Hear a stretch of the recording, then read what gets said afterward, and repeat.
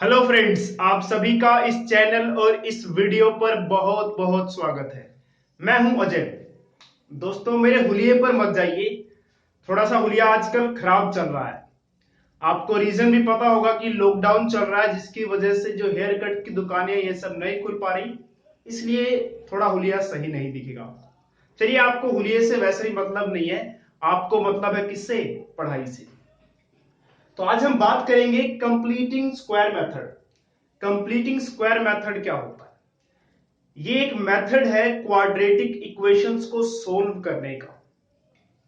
और इसकी अगर हम बात करें इस मेथड की, इस मेथड को बहुत सारे बच्चे एक ऐसे मेथड की तरह लेते हैं कि बहुत मुश्किल है।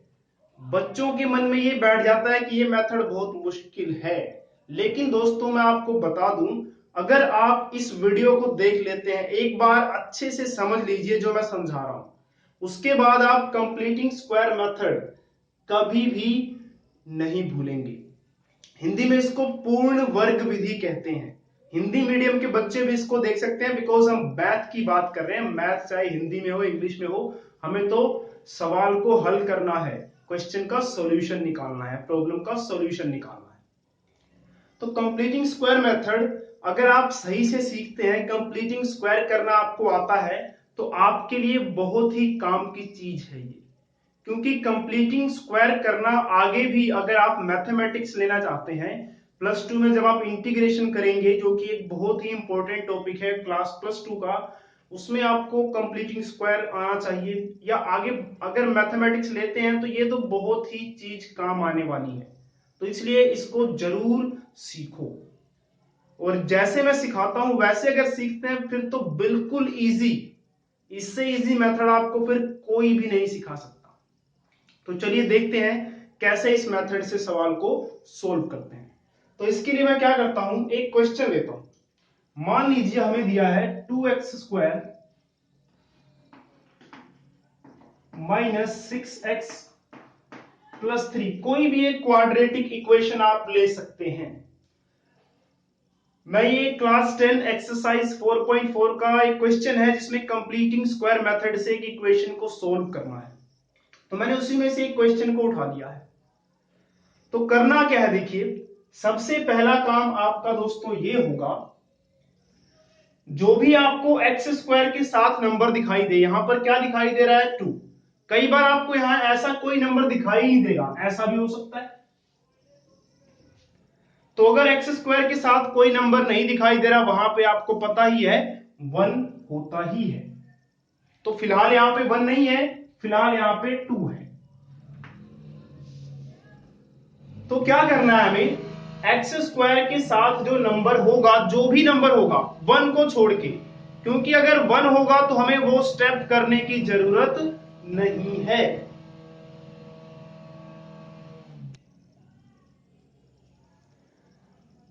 सॉरी, पीछे कोई बाइक चला रहा था तो थोड़ी सी आपको आवाज में प्रॉब्लम आई होगी। तो खैर, वो बाइक वाला चला गया। तो एक्स स्क्वायर के साथ जो भी नंबर है, यहाँ पे 2 है, अगर 1 होगा तो ये स्टेप करने की जरूरत नहीं है। क्यों नहीं है ये भी पता लग जाएगा। सबसे पहला काम क्या है कि जो भी एक्स स्क्वायर के साथ नंबर होगा उससे इस पूरी इक्वेशन को डिवाइड कर दीजिए। एक्स स्क्वायर के साथ यहाँ पे क्या है? 2 है, तो इस पूरी को क्या करेंगे? 2 से डिवाइड कर देंगे, is equal to 0। Divide the quadratic equation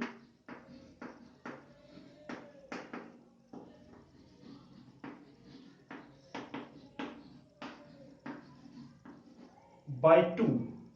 2 से इसको हम डिवाइड करेंगे। अगर यहां 1 होता, वैसे तो 1 होता ही नहीं, आपको पता ही है।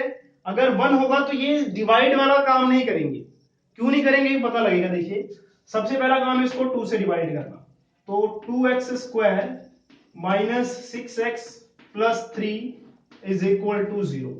सबसे पहला काम क्या है? इसको 2 से डिवाइड करना। इसको भी डिवाइड किया, इसको भी डिवाइड किया, इसको भी डिवाइड किया और इसको भी डिवाइड किया।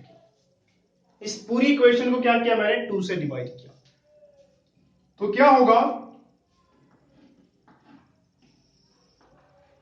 x² बचेगा, 2 1 जा 2, 2 3 जा 6, -3x बचेगा, और साथ में क्या बचेगा 3/2 is equal to 0 divide by 2 0।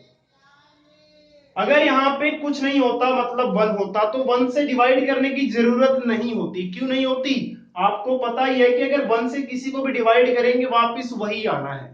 अगर आपकी इच्छा है तो आप उससे डिवाइड कर भी सकते हैं। अगर 1 होगा तो 1 से डिवाइड कर भी सकते हैं, कोई फर्क नहीं पड़ेगा।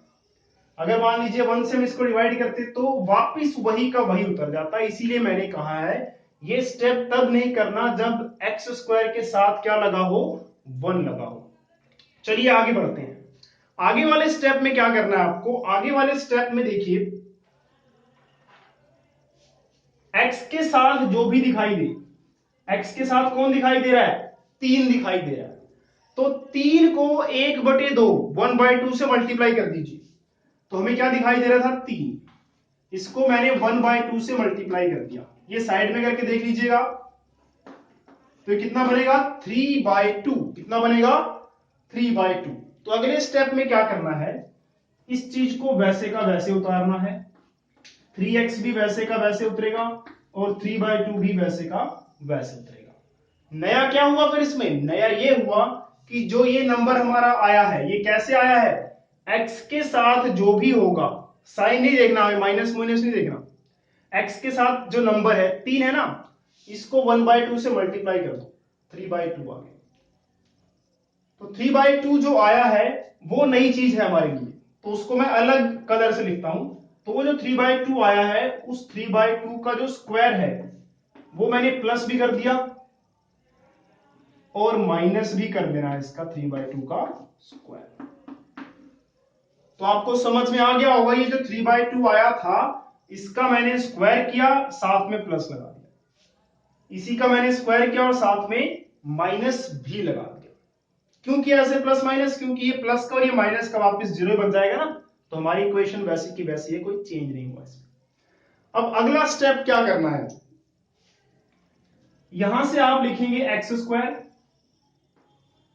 सॉरी एक्स स्क्वायर नहीं, सिर्फ और सिर्फ एक्स।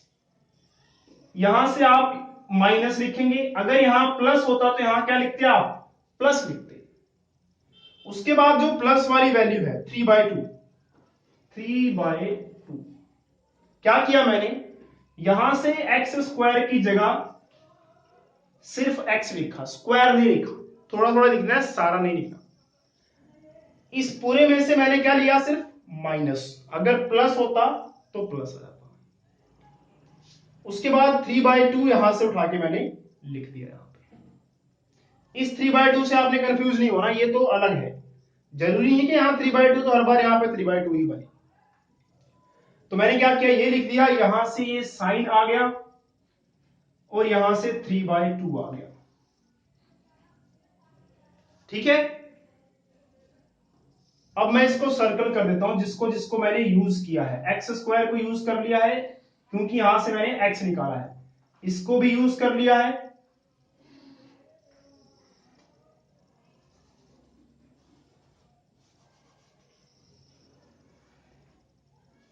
और ये 3/2 भी यूज कर लिया है हमने, तो इसको भी मैं हल्का सा सर्कल लगा देता हूं।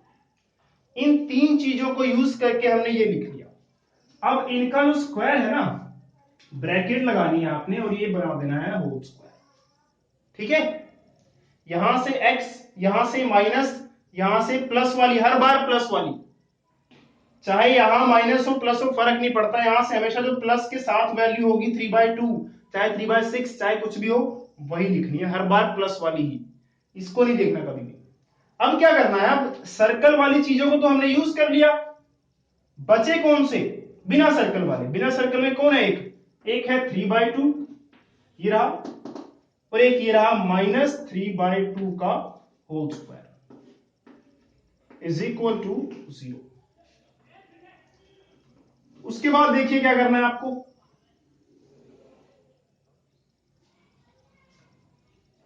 फिर से मैं लिखता हूं x, चलिए एक बार रब कर देता हूं, बोर्ड थोड़ा खाली हो जाए। चलिए भी रब नहीं करेंगे, हो सकता है रिवीजन के लिए थोड़ा आपको दोबारा इसकी जरूरत पड़े। तो x -3/2 का होल स्क्वायर, उसके बाद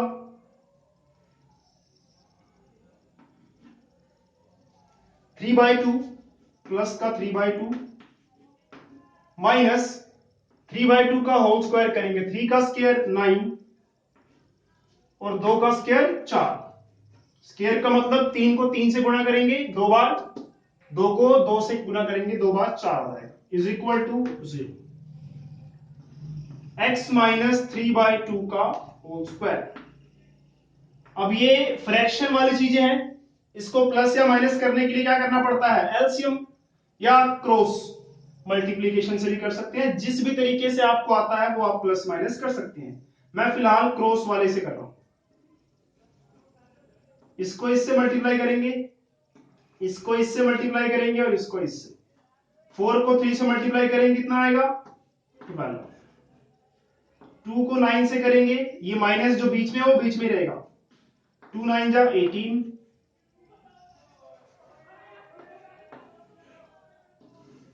और 2 4 जा 8 इज इक्वल टू 0।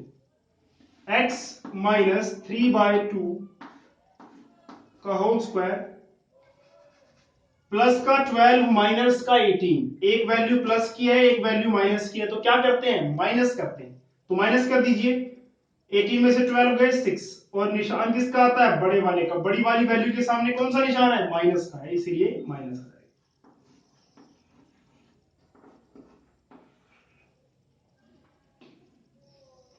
यहां तक आप समझ गए होंगे।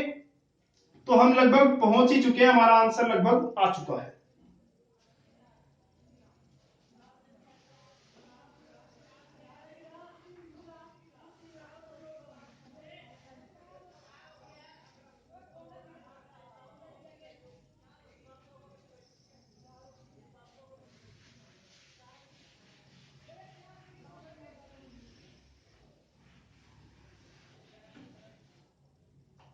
चलिए, तो हम बात कर रहे थे x माइनस 3/2 का होल स्क्वायर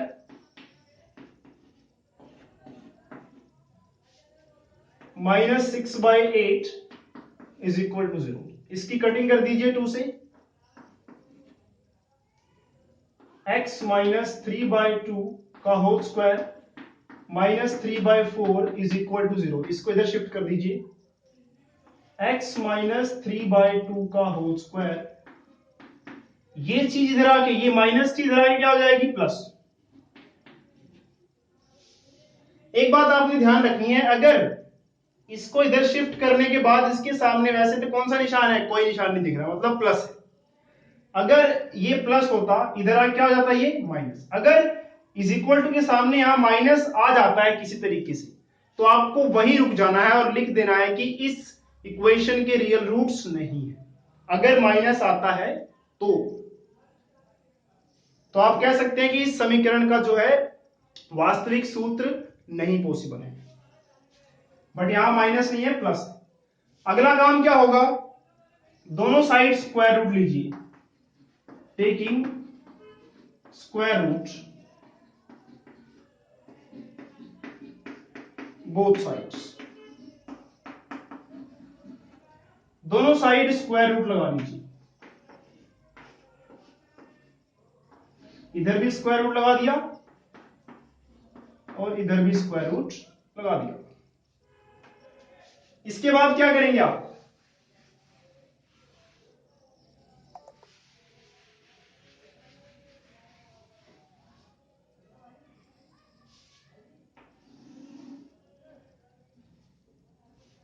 अंडर रूट या स्क्वायर रूट और ये स्क्वायर कैंसिल हो जाएंगे, तो ये इससे कट जाएगा स्क्वायर अंडर रूट से।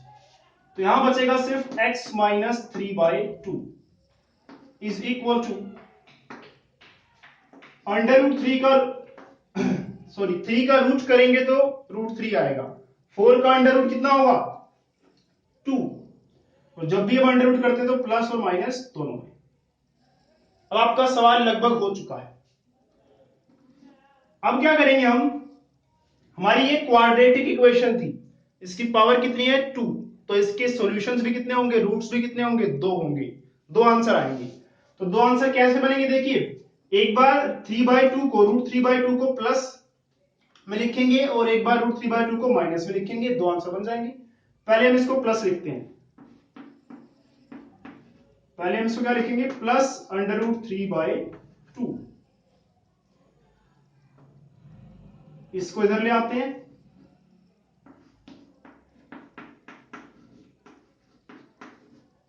ये प्लस है, इधर क्या हो जाएगा, सॉरी माइनस, इधर क्या हो जाएगा प्लस। 2 नीचे दोनों में है, कॉमन ले लेंगे। तो आगे आप यहां प्लस लगाएं या ना लगाएं, आपकी मर्जी है। तो ये आ गया आपका एक रूट, इसको आप क्या कह सकते हैं, अल्फा। दूसरा रूट कैसे आएगा, हमने एक बार वैल्यू को प्लस में लिया था, अब क्या करना है, माइनस में लेना है। तो इस बार क्या करेंगे, यहां पे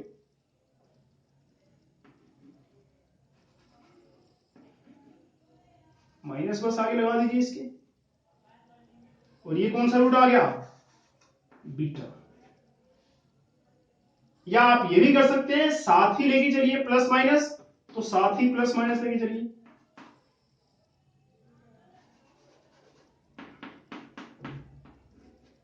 तो लेकिन जब आप आंसर लिखेंगे तो एक बार प्लस वाली वैल्यू लिख दीजिए और एक बार √3 के साथ माइनस। आ गए इसके रूट्स। तो ये था कंप्लीटिंग स्क्वायर मेथड। पहली बार में इसको समझना थोड़ा सा मुश्किल है। अगर आपको समझ नहीं भी आया तो आप एक बार दोबारा वीडियो को जरूर देखिए। और मैं ये कह सकता हूं कि अगर आप 2 बार इस वीडियो को देख लेते हैं तो आप कभी भी इस मेथड को नहीं भूलेंगे। और अगर ये मेथड अच्छा लगा हो दोस्तों तो वीडियो को लाइक जरूर कीजिए और अपने फ्रेंड्स के साथ इसको शेयर कीजिए। और चैनल पर नए हैं तो सब्सक्राइब जरूर कीजिए। आपको इस चैनल पर ऐसी ही बहुत सारी एजुकेशनल वीडियोस मिलेंगी और मिलती रहेंगी। तब तक के लिए दोस्तों अलविदा और जय हिंद।